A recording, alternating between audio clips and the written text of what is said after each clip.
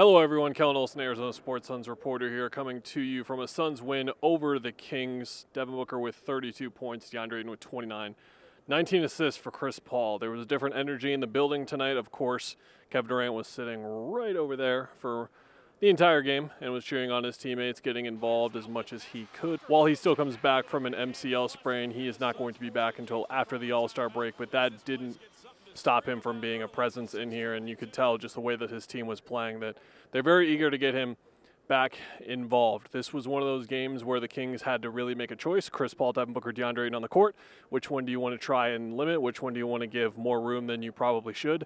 DeAndre Ayton was the guy they were giving more room to, and Devin Booker for years now has used the phrase pick your poison when it comes to the Suns offense and how you defend it.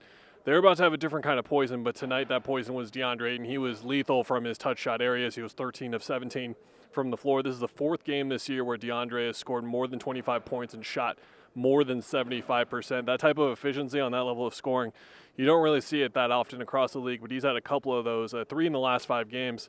And in fact, Chris Paul with 19 assists, that's the second most by a player in the league this year. James Harden had 21 earlier this year, and this was the third game back from injury for Devin Booker, and he looked like the best two-guard in the league again, which is what he is. 32 points was pretty efficient. I think the explosion to get to some of his movements was encouraging and showed that the groin for him is working great. A fantastic game for De'Aaron Fox. He had 35 points, but it didn't really matter in this one. Josh Okogie was excellent. Again, this is the third straight game as the starter where he's played really well, and I think offensively we're starting to see him really assert himself in 0.5 decision-making kind of aspects. Monty's even trusting him enough to bring the ball up a couple of times, and that really helps because Chris or Devin can get going off the ball and things can materialize a lot quicker from there. And you can just kind of hear in my voice there, I'm already kind of thinking about the possibilities with Kevin Durant. It's hard not to. You watch what they're running out there and you kind of picture where Kevin Durant can be deployed. Is he a ball handler there? Is he a spacer over there? Is he a screener here? It's endless with that kind of guy, and that's what we're about to see here. Not for